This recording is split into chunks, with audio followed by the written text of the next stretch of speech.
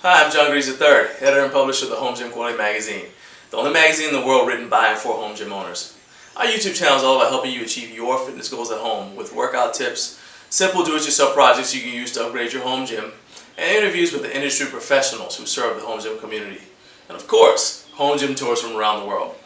This week, professional drummer Tim Downs-Hall, who happens to be the former owner of the iconic Growlers gym in the UK, takes us on a tour of his home gym, where he's preparing his son for strongman competition. Check it out.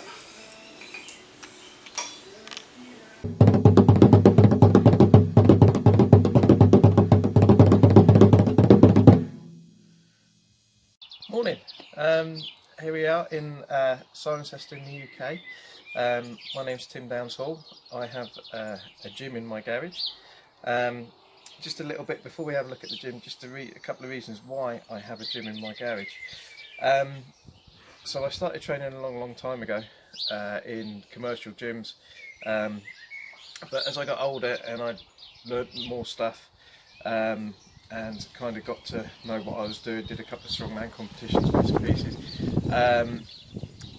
I just got fed up with people telling me how to lift, and young kids in the works of the gyms pointing things out that maybe I was doing wrong, and basically not being allowed to make a noise and not being able to train in my socks and little things like that. So that got me a little bit annoyed. So as my kids were young at the time, I decided to get a couple of weights and set up in my garage. We kind of called the garage Grunter's Garage, so we could make a noise. We had about 8 or 10 people coming up to the garage who felt the same way as I did, wanted to train. At that point we decided to find some space somewhere, and we started up a little community gym in a community hall. We managed to get some more kit, we had some machines, and we called it Grunter's Garage, and that was running for about 9 years.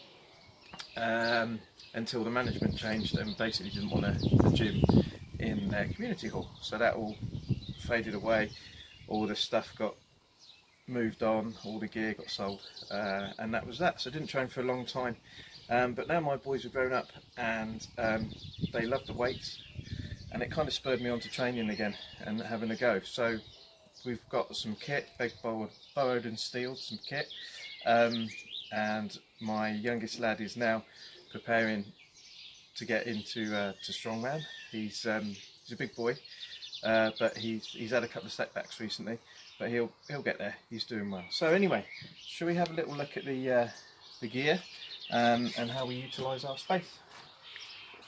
So if we start off just on the left hand side, we've got a couple of free weights there. Everything, most of the weights I'm going to talk about are in kilos. So we've got a couple of 20 kilos, a couple of 10s. The dumbbells here are set dumbbells, 40 kilos, 35.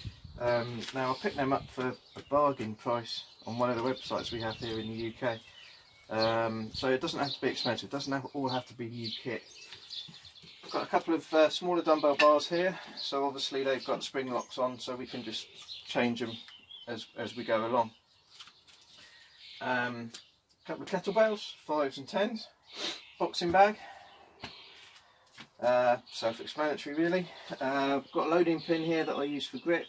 I've got some grip handles, I'll show you them in a minute. I'm doing a lot of grip at the moment because as I'm getting a little bit older, all the joints are kind of getting a little bit creaky, and I find that the grip work, you kind of can lift quite a lot, but you don't have to use so much of your body, so that's good. Little wrist roller I made.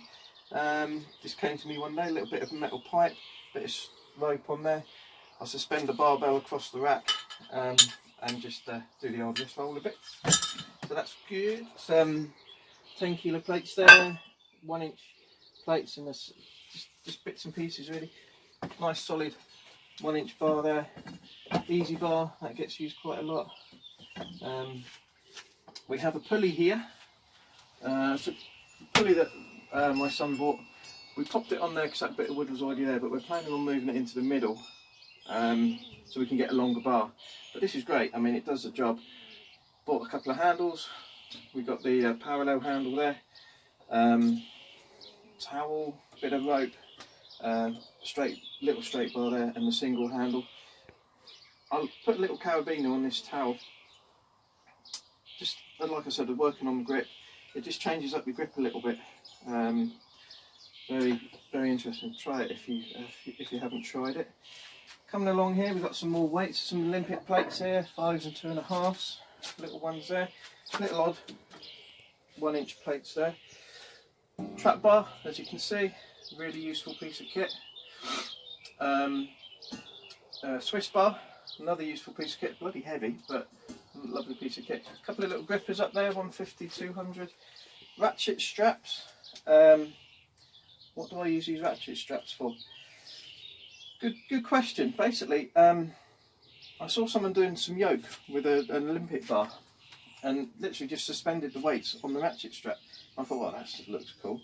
Bought a couple of these, next to nothing on eBay, and we walk up and down our little driveway with the bar and some weights swinging about. Great for the core, and it's also just a good mobility exercise. So coming down here, we've got some more dumbbell bars, some little 1-inch ones. A couple of Olympic dumbbell bars. We've got the collars on the shelf. Landmine, really nice piece of kit. Great, whoever invented that is a genius. Use that a lot. Shoulders, rowing, all sorts of stuff. We've got some scale weights here. Nothing like old school, nice and rusty. Just like old-fashioned kettlebells, really. Moving on, some wheels. Not extremely heavy, but they look cool on a barbell. Okay, so moving on, got the bench. Obviously you need a bench. This is incline, decline and vertical, so works a treat. Not too expensive. We've got the rack here. We've got the supports. We've also got the bar supports. They can go up, you can squat off them, obviously you know what they're all about. Onto the shelves. Neck harness, very important, don't neglect your neck. Just some bits of wood hanging up here. These are little grip things that I made, and also some more professional ones made by a guy called Mark Haydock up the north of the country. Good for grip. A little 70mm ball. Moving down, fat grips, the old straps, just collars, bits and pieces. Chalk there. I get my chalk from Superior Strongman. Look them up. Great chalk. Best chalk I used. It was a game changer when I started using that. Bars. No fancy racks here. Just leaning up. 2 Olympic bars, both 20 kilo bars. We've got a log there that was originally 22 kilos. Now it's 32 kilos because we put 2 5-kilo plates in. Welded them in. And last but not least on the bars is our little bit of scaffold bar that we put a couple of collars on. 2.5-inch circumference on there, so it really tests the grip. Down on the floor there, the old Olympic plates, a mixture of 20s and 25s. So there, so that's probably about it in here. We've got about 400 kgs of weight in here, which is really useful and enough for us. I've cleared out a little space here. This is our little outdoor bit. We've got the racks. Obviously quite self-explanatory really. Everything has to be movable out here, as my wife's a childminder, so we have kids running around normally during the week, so we can't have anything that's going to fall on the kids, so everything has to be put away afterwards and all movable. Last but not least, I suppose, over in the corner we've got the Atlas stone. This is an old chin-up bar that we kind of modified for the stone over the bar, and that's basically it. I'm not going to do it.